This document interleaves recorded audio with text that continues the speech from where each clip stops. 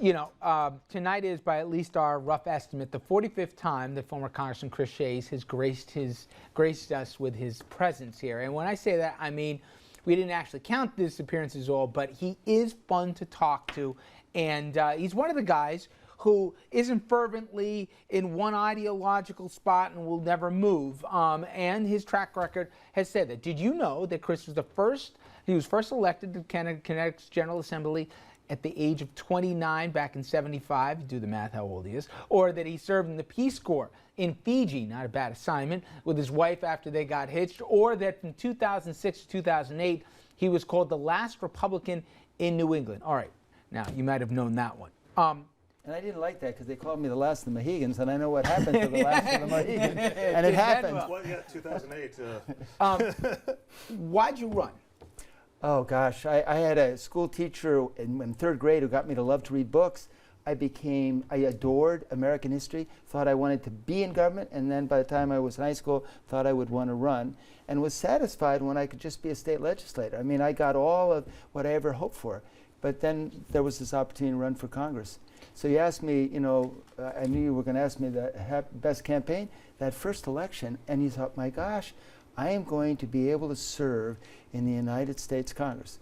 My most unhappy campaign was the one I lost in 2008, when I thought this was the moment I could do the most good. I was going to become the ranking member of the Government Oversight Committee and then its chairman, and that never happened. What's that first moment like walking into the House chamber? It's amazing. I felt like I was going into the forbidden city in China. I mean, because I had been an intern one time and I could be on the outside, but I could never walk on the floor. And the doors opened and, hello, Congressman. And Dominic's always said, on election night, there's no greater high, and there's no greater low. When you it's the hardest part when you got to pick up the phone, or when you got to talk to your staff. Or no, I mean I remember two things: calling my opponent, who was very, he was a smart guy, Jim Himes, and I thought I lost against someone credible. I congratulated him. I thought I was doing better in the 2008 race than the 2006, and I won the 2006. So I was a little surprised, but I just didn't realize all the people who come out to vote with President Obama in the cities. I remember looking at my daughter, who had only known me as an elected official, and she was trying not to show the emotion. So she was collecting a tear, and the tear rolled down her eye. It was big as a marble. Oh. And I'll never forget that. Oh. Looking down and just seeing one big marble tear rolling down my daughter. What did you say to her? You know what? I just gave her a big hug, and she gave me a big hug, and I don't remember what I said. What's your proudest vote in Congress? What's the one vote? Well, there are votes that you helped get. The votes you're the most proud of are the ones that you labored on and then hope 20 years later you look back and say they were the right votes. So voting to go in Kuwait was a very good vote. Voting to go into Iraq wasn't. No weapons of mass destruction. And my biggest disappointment with that vote was the way we fought it. We didn't plan for it. And had I known, even if I thought there were weapons of mass destruction, had I known that we would fight it with such bad strategy and make the mistakes we did, I wouldn't have voted for it. If not just the vote, piece of legislation that you really cared about? Well, congressional accountability. The first bill passed by the Republican Congress, it was my bill. I'd worked on it for 3 years with a Democrat. Always had a Democrat to work with. His name was Dick Sweat. He lost. He wasn't able to be there when it passed. But it was putting Congress under all the laws that 40 years of one-party rule had exempted itself. All the labor laws, sexual harassment, being under OSHA, all those things that we put ourselves under it. We established an Office of Accountability that still exists today. So Congress has to play by the rules, except one little thing that's happened. They're trying to exempt themselves from the Obama bill. Did you have a political hero growing up? I did. I just, growing up, I thought Churchill was amazing. And you're a student of history, so I loved it. I look back now and say, even though I was a Republican and I wanted my parents to vote for Nixon, I was in 8th grade, I look back and think I've read all of President Kennedy's books, and Robert Kennedy, very inspired rhetoric that made me feel proud and wanted to be of service. Was there a person that even exceeded your expectations when you went to Washington? You know what? Almost all the members of Congress, I thought, gosh, these guys are more impressive than I thought.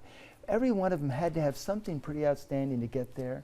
And if you participated in the fellowship meetings, prayer breakfast every Thursday, a member would talk about his or her life, and it was pretty impressive. One of my biggest disappointments was I had 10 years without missing a vote, and I was in a prayer meeting, kind of just a fellowship meeting with Sonny Bono. Yeah. John Kasich was now the governor of Ohio, and I didn't hear the bell go off because I was in the chapel. And I ran in, and Newt Gingrich was a big vote. He was the speaker at the dais. And I said, I missed a vote. And he looked at me and he said, well, what happened? I said, I was in the chapel.